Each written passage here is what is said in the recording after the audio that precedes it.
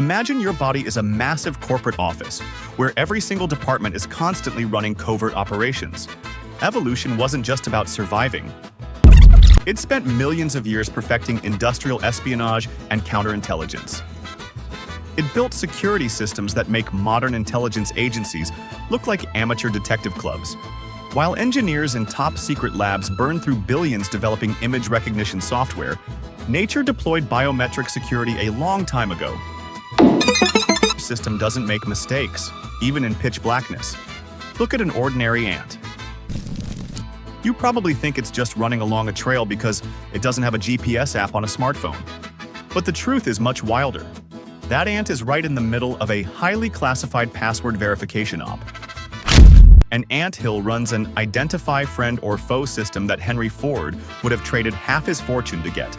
Every single ant is coated in a unique chemical cocktail of hydrocarbons. This is their personal digital key. You can't forge it, you can't photograph it, and you definitely can't steal it by hacking a cloud server. 95. If an ant shows up without the exact right scent badge, the perimeter guards instantly flag the intruder. No negotiations. No bureaucracy. Just the immediate elimination of a security threat. Evolution is the greatest headhunter in existence. It employs millions of years of trial and error to deliver results that are accurate down to the molecular level. We love to think of ourselves as the pinnacle of technology. But our facial recognition cameras are just a pale imitation of how a bat sees the world using echolocation. A bat builds a 3D map of its surroundings in real time, relying on nothing but bouncing sound waves. While your laptop is still thinking about a basic system update, a bat is calculating the exact flight path of a mosquito mid. And it's doing all that while factoring in wind gusts and air humidity. We call this biomimicry. We proudly show it off at tech expos, acting like we just invented the wheel. But in reality, we are just spying on what nature has been debugging since the very first living cell. Every piece of tech you own is a stolen biological idea. From the Velcro on your sneakers copied from a burdock burr, to the sleek, aerodynamic shape of high-speed trains lifted straight from the kingfisher bird. Nature doesn't hand out patents, but it does demand payment, and the currency is survival. If you didn't roll out an effective security patch in time, you were simply kicked out of the game. You became lunch for a more advanced competitor. That ant security system isn't just some biological quirk. It's a brutal necessity to keep the colony intact. In a world where every second creature wants to eat you, trust is a luxury. It's a luxury only those with a bulletproof verification system can afford. We build firewalls and set up two-factor authentication, sweating over every suspicious email in our spam folder. But an ant lives under total surveillance, where a single security breach costs the lives of the entire family. Here is the ultimate irony. We burn massive resources trying to replicate tech that's already running flawlessly in the dirt beneath our feet. We are trying to code artificial intelligence, totally forgetting that the best neural network is natural selection itself. 95. It doesn't need to be plugged in. It doesn't run out of battery. And it's been running crash-free for millions of years. Maybe we should look down a little more often instead of staring at our screens. If we did, we'd realize that the ultimate gadgets of the future already exist.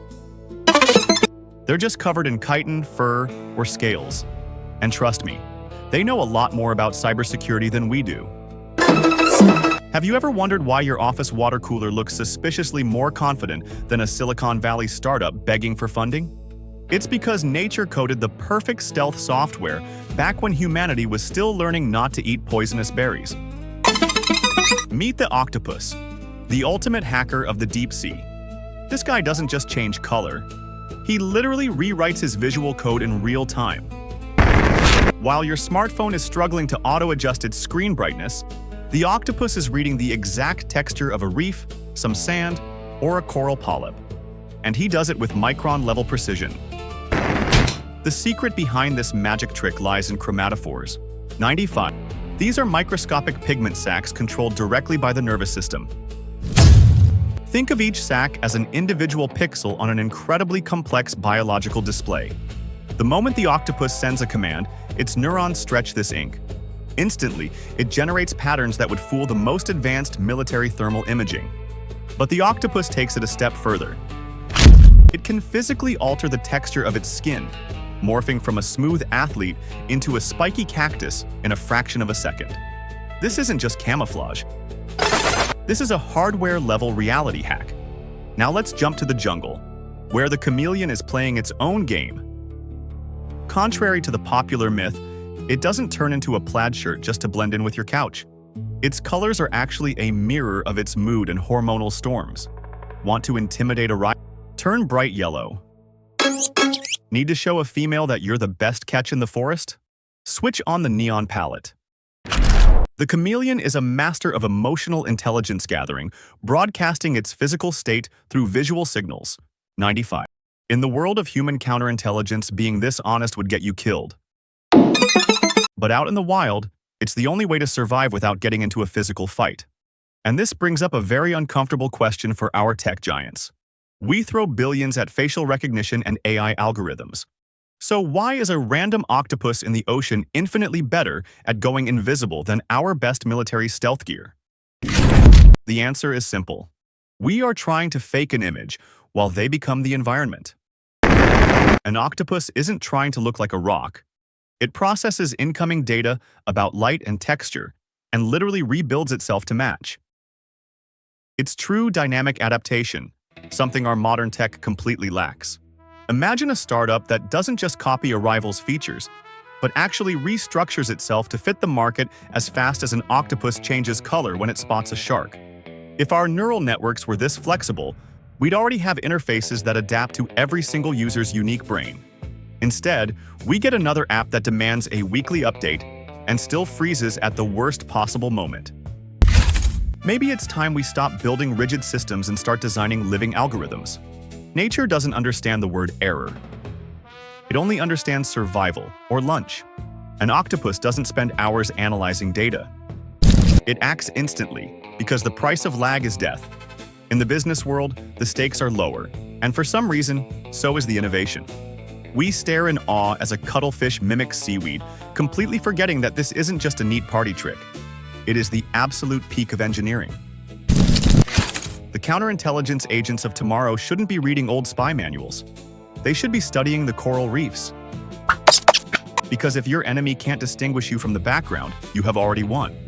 While our developers are arguing over which color buy button gets better conversion rates, cephalopods have mastered the tech to become anything, anywhere. It's ironic, isn't it? The most advanced stealth operatives on Earth don't live in underground bunkers. They live at the bottom of the ocean, eating crabs, totally unaware that their biological interface is every hacker's ultimate dream. 95. The only question left is this. Are we actually learning from nature, or are we just going to keep watching it through a screen? Blind to the fact that nature is the true architect behind all our future failures and breakthroughs. Have you ever wondered why dolphins don't use the internet but still transmit data faster than your provider during rush hour? While our network admins are pulling their hair out trying to secure channels from leaks, these marine mammals mastered acoustic encryption ages ago. And it's an encryption that not even a quantum computer could crack. Imagine the ocean as a giant laggy network. Every click a dolphin makes isn't just noise. It's a complex data packet, densely packed using frequency modulation. Dolphins broadcast information across massive distances using acoustic tags that change depending on context. It's exactly like dynamic IP addresses. This isn't just random squeaking. It's absolute mastery of echo signals. Every single pulse carries not just the target's coordinates, but an emotional tone, and even the sender's unique ID. Bats might have turned echolocation into a high-precision radar to measure distance down to the millimeter. But dolphins took it to a whole new level. They learned how to exploit acoustic shadows and signal bounces off different temperature layers in the water. It's like a hacker bouncing a Wi-Fi signal off a wall to map the inside of a room without ever opening the door. To a dolphin, the ocean isn't just water. It's a massive computational matrix. And the dolphin acts as the transmitter, the receiver, and the decryption key all at once. If a bat sees the world through an acoustic X-ray, a dolphin literally reads the space around it. It builds mental 3D models of objects with mind-blowing detail. Here's the real hook. These animals are sending encrypted data through miles of deep water. No cables, no fiber optics, no cell towers. They use the sheer physics of the ocean as their infrastructure. Their language is a data transfer protocol where every word is locked behind a unique sequence of sound frequencies. Hacking this network is mathematically impossible. The code changes dynamically, instantly adapting to interference and the noise of the crashing waves. We build security systems relying on dry math. But nature engineered a solution based on pure biological adaptation. While we're sweating over cloud data breaches, dolphins are beaming files straight through the ocean, relying on the raw laws of acoustics. It's the biological equivalent of a secure comms channel. And the decryption key isn't a password. It's the ability to perceive the world on that exact same frequency. We are still just trying to copy this masterpiece. We are barely starting to grasp how nature turned sound into the perfect tool for stealth communication. In a world where a single sound can be a greeting to a friend or a dinner bell for a predator, cetaceans built a flawless system. It's been running perfectly for millions of years, and it leaves zero digital footprint for outsiders to track. We dream of cyber agents who can melt into the shadows, but we forget that nature released that exact model billions of years ago. While engineers are struggling to build the perfect nanodrone, the Dragonfly is out there pulling off flight maneuvers that would make any human drone pilot weep. It executes aerial flips with G-forces that would give a modern processor a nervous breakdown. And it does all this without ever losing sight of its target. We are literally just stealing blueprints from evolution. We take them and try to rebuild them on silicon chips. That isn't innovation. It's an endless cosplay of biological triumphs. We are just clumsy apprentices, trying to forge a masterpiece using a kitchen knife and some duct tape. The future of espionage isn't about bigger batteries. It's about symbiosis. Imagine an agent whose nervous system is directly linked to the sensors of an octopus, letting them change their skin texture to match any background. That isn't just camouflage. That is total physical fusion with the environment. We are heading toward a world where humans will just be users of a biological interface. A world where high-tech gadgets are just add-ons to ancient survival instincts. Maybe the legendary secret agent of the future won't be pushing buttons. They will just feel the perimeter. They'll rely on receptors baked into their DNA, receptors that were perfected long before our ancestors ever climbed down from the trees. We brag about our smart homes, but we ignore the fact that a termite mound is an absolute masterpiece of climate control. It runs entirely on passive ventilation. 0 watts of electricity. We call this green tech, but really, it's just us exploiting someone else's ancient research and development. It's deeply ironic.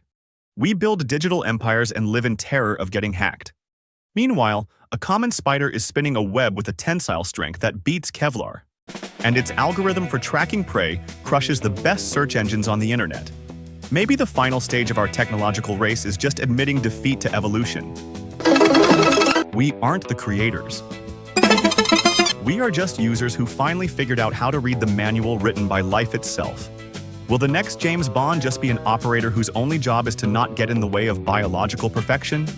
Honestly, probably.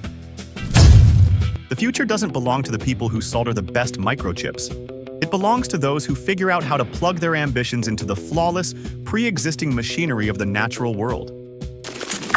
We are just users playing with very expensive toys. We're trying to catch a train that left the station long before we were even born.